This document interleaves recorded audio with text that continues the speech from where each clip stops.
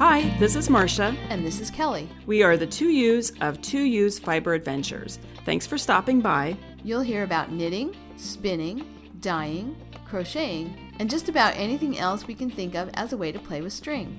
We blog and post show notes at 2usfiberadventures.com. And we invite you to join our 2U's Fiber Adventures group on Ravelry. I'm 100 Projects. And I am Better in Motion. We're both on Instagram and Ravelry, and we look forward to meeting you there. Enjoy the episode. Hi, everyone. So, did you look at the title and see that it was only one U and think, oh, I know sometimes I do that when I look at a podcast title and it's not the way I normally like the podcast to be, like maybe it's an interview or something like that. So I hope you're not too sorry that it's just me this time. Marsha is out sick. She's taking a sick day from the podcast. She has the horrible cold that I have or had. I'm still sort of nursing, but I'm feeling better. Only hers settled instead of in her head. Hers settled into her chest, and she's got a cough. So trying to talk for the length of time that we have to talk for a podcast was just not going to happen. So you get me, just me, a lonely you, and I'll be talking about the year in review and then also some of the new projects. And the next episode, you'll get to hear Marsha's summing up of her year and a little bit of something about her projects, and we'll both be talking about what our plans are for the new year. So today's a little bit of looking back with me on the year that we just passed. So Happy New Year, everyone. By the time you're listening to this, it will be either 2018 or just New Year's Eve. So welcome, and let's go ahead and get started. Do have a couple of announcements before we get too far here.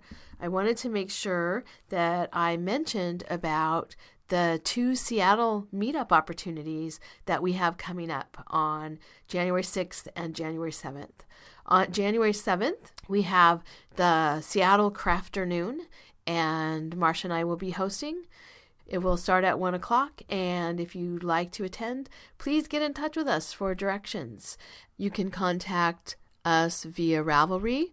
I'm 100 Projects, and Marsha is Better in Motion, and so you can just leave us a message there that you're coming, or you can email us at our email address is 2U's, TWOEWES, 2U's at 2usfiberadventures.com. The other way you can get in touch with either one of us is through Instagram. And again, I'm 100 Projects on Instagram, and Marsha is Better in Motion on Instagram. So lots of ways to get in touch with us and get directions so that you can join us for the Seattle Crafternoon. We have some fun things planned. Basically, it's a time to get together and knit and sit and have some snacks and a drink and just get to meet with listeners.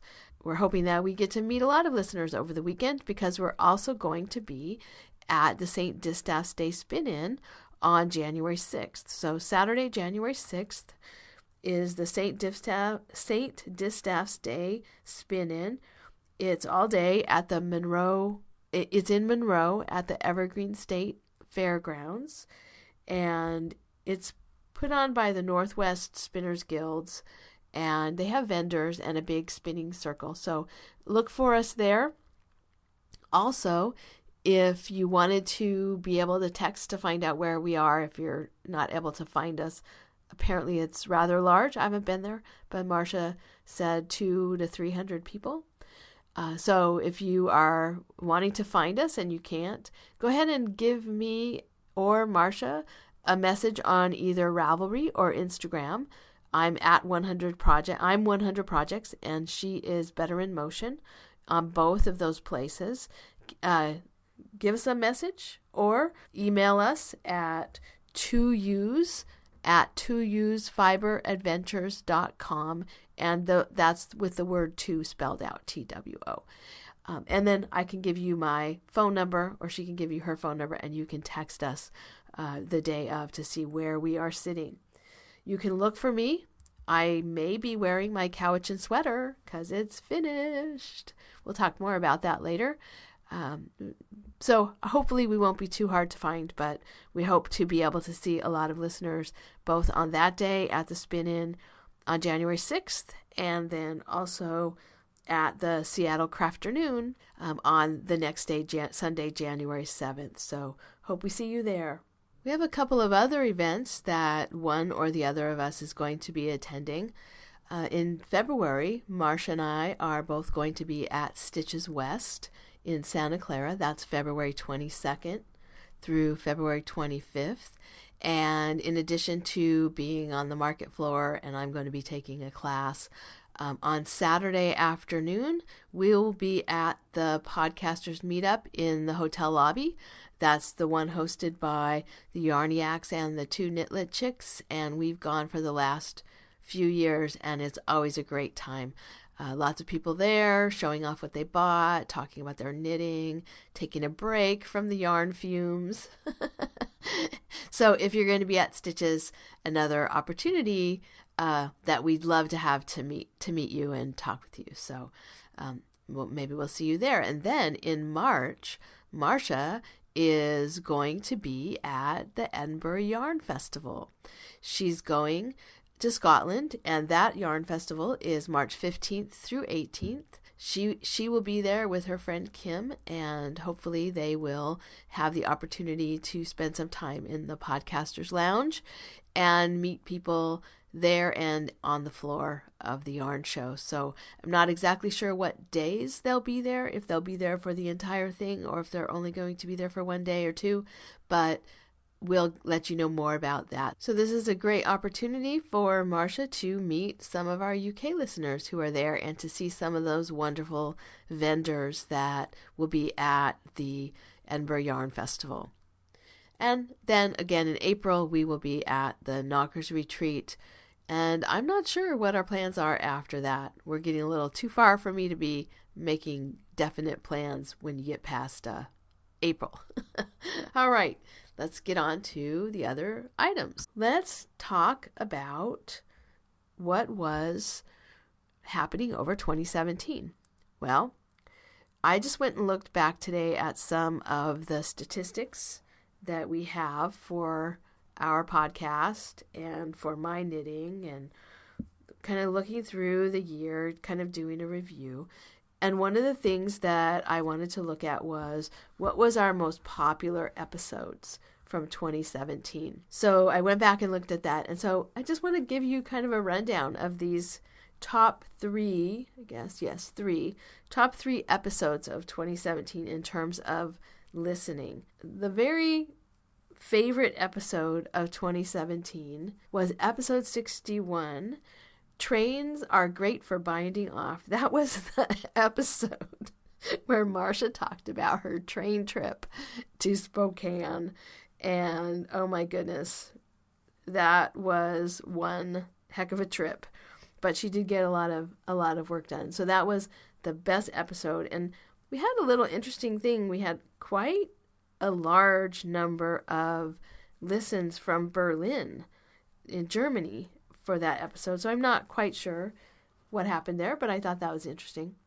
And then the next episode was just 2 episodes later, and that episode was entitled Finished Except. And in that episode, I know we were talking about the projects that weren't quite finished, and then we also, I know, didn't have show notes for that episode. We just needed to get that one out. So that was episode 63, Finished Except. And I'm not really sure why that one would have been such a favorite, but it was. And then the third one was Come See My Vacation Slides. That's episode 69.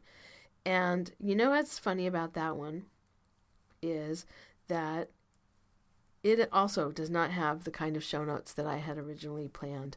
I had planned for that one to actually really put some of my vacation pictures up in the show notes, more than I did. have like a slideshow of my vacation pictures from our trip, the trip that Robert and I took to Northeast Texas, Southwest Arkansas. That never happened. So I guess that episode is also finished, except I didn't put up any vacation slides.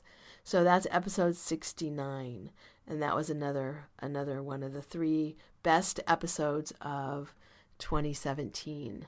I also thought it was interesting to look at the geographic statistics for the podcast. And what I noticed, first of all, what I think is very interesting, is that we have the fewest downloads of any state in the United States is, can you guess? Yeah, I was surprised. North Dakota. We have the fewest episodes, the fewest listeners of any of the states in the U.S. from North Dakota. So I'm not sure. I know North Dakota doesn't have very many people. I mean, it's one of the smaller populations, but we also have the fewest listeners from there. As for the most listeners, we have our biggest listener base is here on the West Coast. California is our largest state, largest number of listeners overall. New York, on the other side of the country, is the second largest overall. Not surprising since it's got a lot of people in it. Third largest listeners is from Washington State.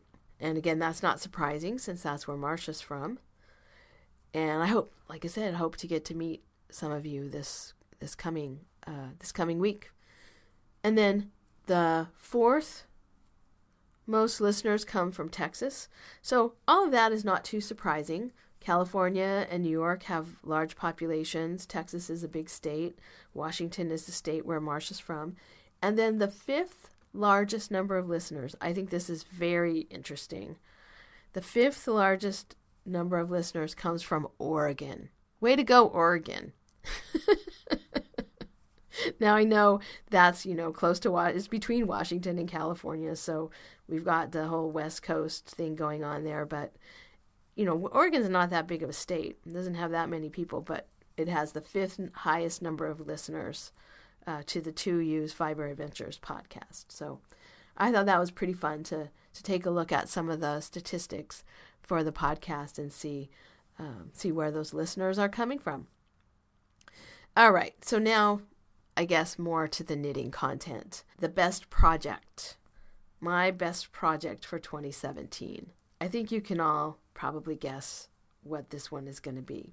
I have 2 possibilities for my best project.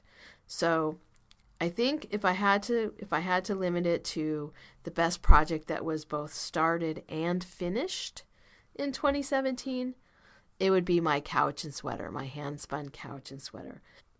The pattern is Orca Run, or the pattern is the Orca Run, and it's by Beth Brown Reinsell, and I knit this from hand-spun CVM that I had processed at YOLO Woolen Mills a number of years ago, and then also the accent colors are 2 different fleeces that I carded myself and spun.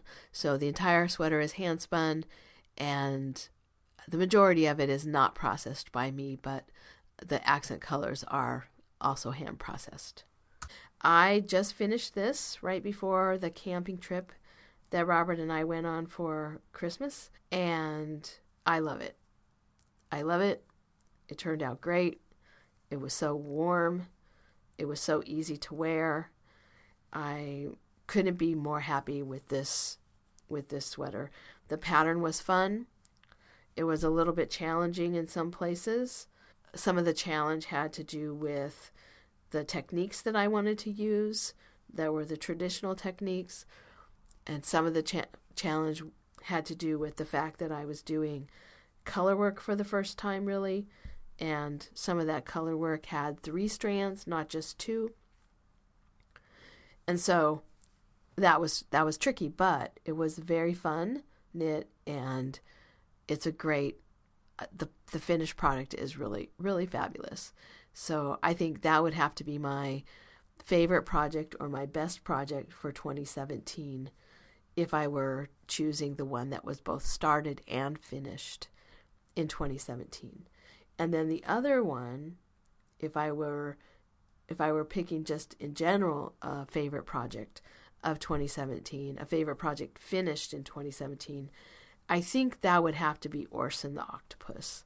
That octopus turned out great. That pattern makes such a lifelike octopus. And there's just something about his eyes and those eyelids that just really appealed to me when I first saw it on the pattern page. And the finished pattern did not disappoint at all. It turned out just as the pattern showed. So Orson the Octopus would be my other choice for my favorite project of 2017. And that pattern is by Kate Carter Evans, and it's actually called Opus the Octopus in her pattern, but I named mine Orson instead. Now, if I look on Ravelry, and I look in terms of, like with the podcast, performance of an episode, I was trying to think, well, what would that be? Well, I looked at the likes on the projects. And my projects don't have that many likes, as a general rule. So if I look at the ones that have the most, the project that had the most likes and probably the most views was the Om Shawl, the poncho, what I made for the poncho project last year. The Om Shawl made of Neighborhood Fiber Company yarn. That one has probably had the most views. That's a really popular pattern, and I'm sure that's why. And I had quite a lot of notes on it, so how I did it with 4 colors instead of 3 and different kind of thing like that. So anyway, that was interesting for me to see that in terms of favorites and views on Ravelry, that Om Shawl was the one that got the most reviews or the most views. So those are my best projects. I think I also want to just mention about my Havana sweater, because I think that sweater, probably of the things that I made, got the most wear. I made a total of 5 sweaters this year. That's crazy. I never thought I'd ever be making sweaters, and I made 5 sweaters in a year. And by the time New Year's Eve is done, I plan to have my 6th sweater finished, because I'm back working on the crochet cardigan. The pattern is called The Curious Case of This Crazy Stitch Cardigan. It's by Michelle Dunaire, and you might remember that I started this and over a year ago, I think, and put it away because it looked like I had one side was the right side and the other side was inside out. And then I tried to figure out what I was doing wrong. And finally, I ended up talking to someone from the Santa Cruz Knit Guild who is actually a really experienced and very, very talented crocheter.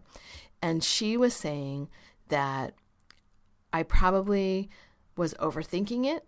She said, if you really wanted to make them the same, going from the center out one way and then from the center out the other way, they're always going to be different.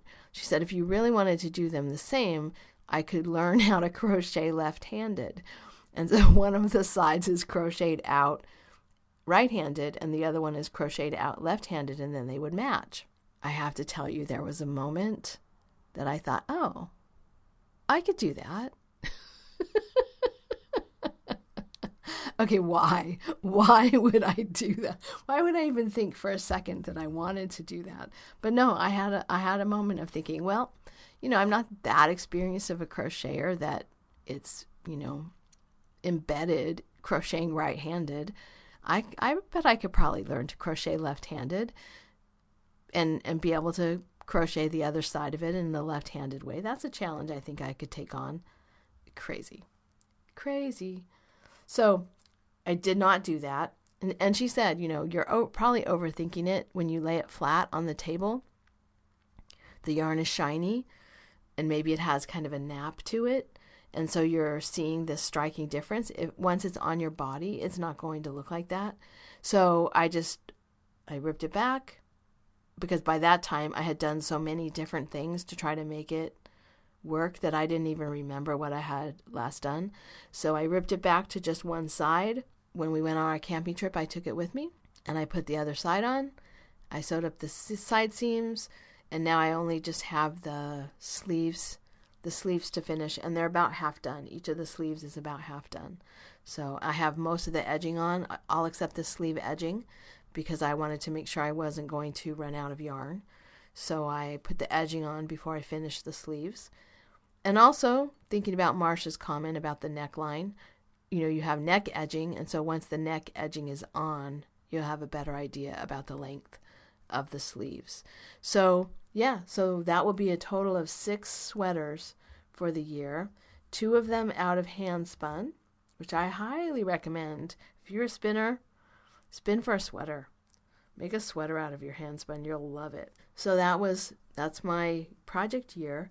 I had a total only of 23 projects. That's kind of what got me started thinking about this. I went to look at how many projects I finished for 2017, and I had only 23 projects, which didn't seem like a lot to me, considering, I felt like I was knitting all the time, and then I realized it was because I had so many of them were sweaters. So there were a few where I put everything together in one, like the mother bears, I have all in one project, and I did some hats, I think, were more than one hat in the project page. But in terms of project pages, I have 23 project pages for 2017 that are currently finished, and then one more that's not finished yet, but should be finished as you're listening to this. So I'll put a picture of that sweater. It's a cobalt blue color. It's a Valley Yarns Southwick, and it's a bamboo cotton yarn, and so it has quite a sheen to it. It's quite drapey. I think it's a good yarn for a crochet pattern because it's not stiff. Sometimes crochet stitches can make your yarn fabric be a little bit stiff, and this fabric is definitely not stiff. Oh, one other thing I wanted to say about crochet pattern construction for sweaters, and maybe it's just because I'm not that experienced, but the construction is really interesting. There are different construction methods for sweaters in knitting too: raglan, set-in sleeves, saddle sleeves, I don't know, lots of others. Short rows. So there's other construction methods for knitting too. So I guess it's not that unique to crochet. But just thinking about the 2 crocheted sweaters that I've done, both of them by Michelle Dunier. The first one, I thought the construction was really interesting because it started looking just like a shawl. So the first part of the sweater was like a shawl, and then you kind of pinched under the arms to make the sleeves, and then finished up with the body shaping. So I thought that was really interesting, and I just kind of wondered, could you do that with knitting? Would you do that with knitting? Start with a shawl and then just kind of pinch it together under the arms to make your sleeves, and then keep going with the body. It doesn't look like a shawl. It looks like a sweater.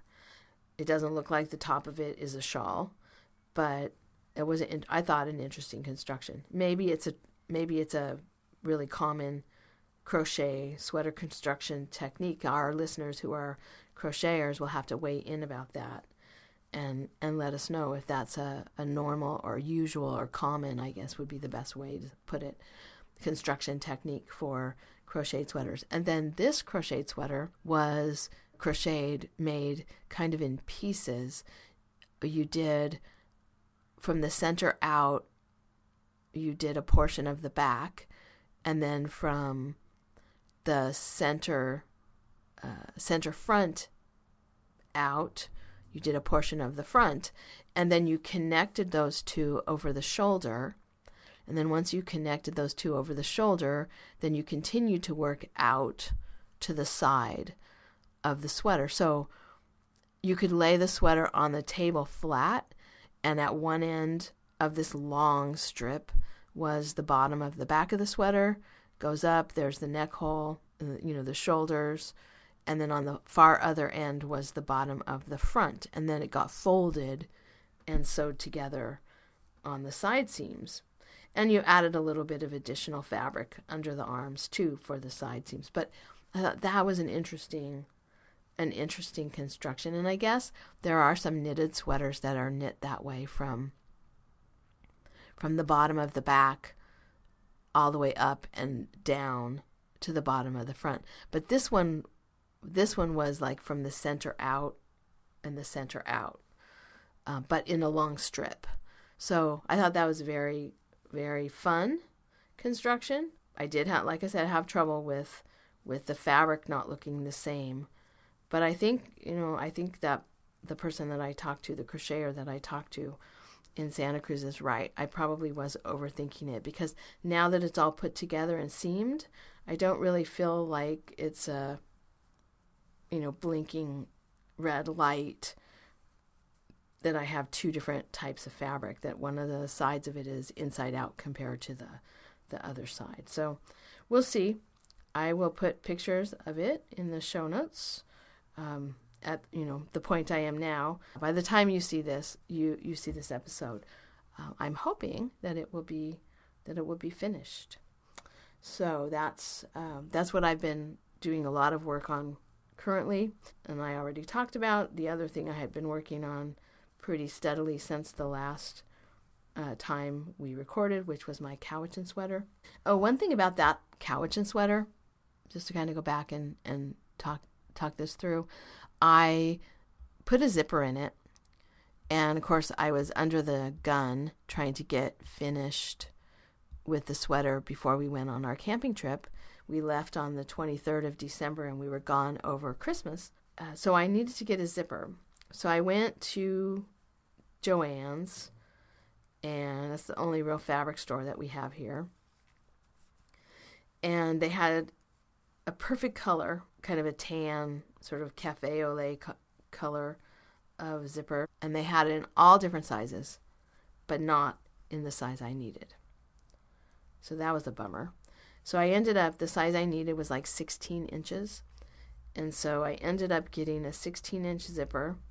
And of course I need the kind that opens in the bottom, like a jacket zipper. So I ended up getting a 16-inch zipper in a kind of a cream beige, which is not right. It's not the right color. And I thought, well, maybe it will work fine, because it will be, mostly covered by the I-cord that I did for a placket. But it's not right. I don't like it. So I did sew it in, but I kind of sewed it in with an eye towards being able to easily take it out. So I was always planning to hand sew the zipper in. I have done that before and it's worked really well. But I in particular hand sewed it in, kind of like a heavy basting job, because I am going to take that out and I'm going to try to get that tan cafe au lait color zipper in the right size. It's like 20 inches. And I kind of thought, well, if I buy I did buy it. I bought the tan one, 20 inches, thinking, well, maybe I can cut it. But then I have to take off the little zipper pieces, the little teeth, for quite a few inches. And I don't think that's going to work. So I'm going to have to be on a hunt for the correct size and color of zipper. And I know it exists because there was a slot for it in the Joann's, little display. But I was not able to get one. There was nothing there in that spot. And I just needed to get something. So that's what I did. So yeah, that's been really what I've been working on for the last 2 weeks, pretty exclusively. I did make hats. I'm working on a hat right now, a charity hat, and I made a charity hat while we were camping. I used, the one charity hat is made out of alpaca. It's an alpaca, the yarn was called Alpaca Socks, SOX, and it's in a soft greens and blues with pink variegated spirit yarn that I got from the Distaff table at Knockers. And I have to say, I cannot imagine making a pair of socks out of this yarn, the alpaca.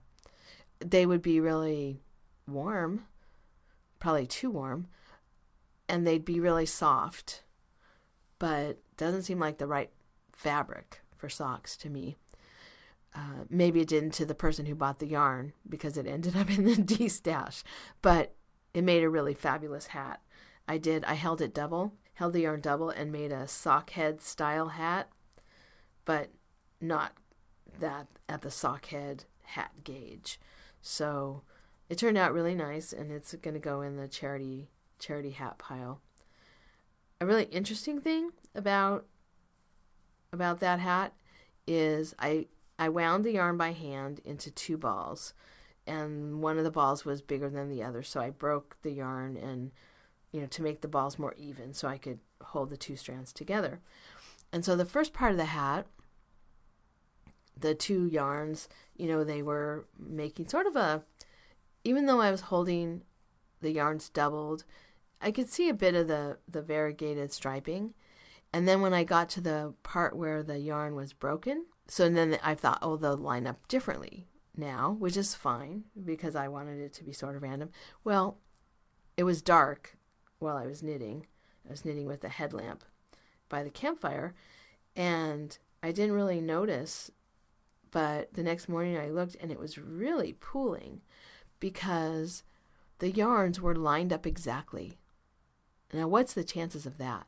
That the 2 yarns just, wound into 2 balls from the skein would come out where the green parts were together, the blue parts were always together, the pink parts were always together. And so I was getting these kind of stripes of, or spirals of the colors. So I broke the yarn again and misaligned it and then kept knitting. And so now the top part of the hat is much more like the brim of the hat and much less like that striping part of the hat. But I just thought that was so amazing. You would never think that you could take a skein of yarn and just, wind it into 2 balls and just start knitting, that it would end up lined up exactly. But it did. In our last episode, and then also in the episode thread on Ravelry, there was some discussion, of course, about ease. We had this discussion going on for a while.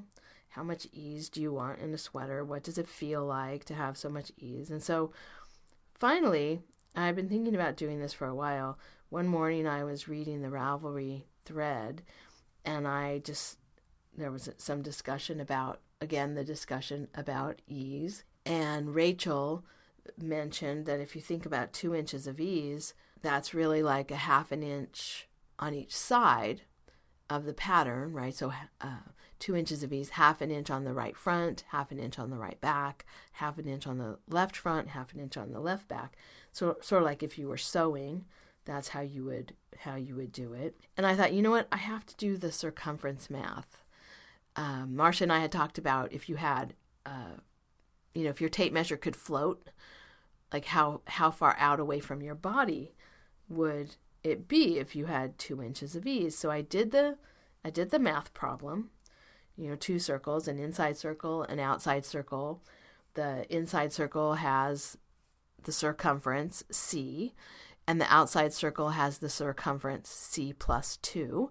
And then the formulas, right? 2 pi times the radius, etc. And then I did the calculation. And what I found, so this is kind of interesting. So if you have 2 inches of ease, if you add 2 inches to your tape measure and you lay out a circle, compared to the original circle, what you get is a circle with a radius that's about 1/3 of an inch bigger all the way around the circle. So in other words, you have concentric circles, and one circle, the circle in the center, and then if you go out 1/3 of an inch from that circle and you draw another circle, You have those two concentric circles.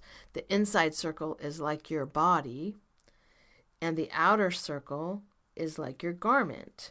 And so 2 inches of ease really just gives you like 1/3 of an inch all the way around your body. It's actually not exactly 1/3 of an inch. It's 1 divided by pi. So since pi is about 3, that would be about 1/3 of an inch. 1 over pi, 1 over 3, 1/3 of an inch. So then I thought, okay, so that's for 2 inches of ease. Let's just think about it in general. How would I describe to you guys the formula for whatever number of inches of ease? How much distance is that out from your body? If you had a floating tape measure, how much distance between your body and the garment? And so it turns out that whatever your number of inches of ease is, if you divide them by 2 pi, so let's just say, since pi is about 3, let's just say 2 pi is about 6. So you take however many number of inches of ease and you divide that by 6. And that gives you the amount of extra room that you would have between your body and the garment. So that's pretty interesting, actually. I had thought about it, like it has to distribute all around your body. So I knew it had to be, 2 inches of ease is really not that much if you think about it distributing all around your body. But it was surprising to me that it was as small as 1/3 of an inch. So yeah, whatever number of ease you have, divide it by 6, and that's going to tell you how far out from your body that garment is going to hang. It makes it a lot easier for me to think about, making something that is a much larger size than what I would normally think of myself wearing, in order to give me something that has a fit that's just not baggy. Because I don't want to make something that's too big and baggy. And, I don't want everything to be super fitted either. And so how do you get that from a pattern? Well, so there's something to think about. The number of inches of ease divided by 6, the number of additional inches that you add to the size divided by 6 will give you how far out that would be from your body distributed all the way around. Of course, that's assuming that your body is the shape of a circle, which people are not exactly, but close enough. It gives you a good estimate. All right. So that pretty much brings us to the end of the show. I don't have anything else to talk about except to just thank everyone for their support of the shop. Our shop is at 2usefiberadventures.com, and that's also where you can find the podcast and the show notes. There's a menu there that has the podcast and the show notes on the website. And so from the menu, you can either go to the shop or you can go to the podcast and the show notes. And I just wanted to thank everyone for their great support. I have even noticed that our podcast and shop are being mentioned by people in other places. And I really appreciate all of the support. Whether it's by purchasing something from us or sharing with others information about the podcast and the shop. We really appreciate all of that. So thank you so much, and hope you all have a happy New Year. Thank you so much for listening. To subscribe to the podcast, visit 2usefiberadventures.com. We have links for iTunes, Google Play Music, YouTube, and others. Join us on our adventures on Ravelry and Instagram. I am Better in Motion, and Kelly is 100 Projects. Until next time, we're the 2 U's doing our part for World Fleece.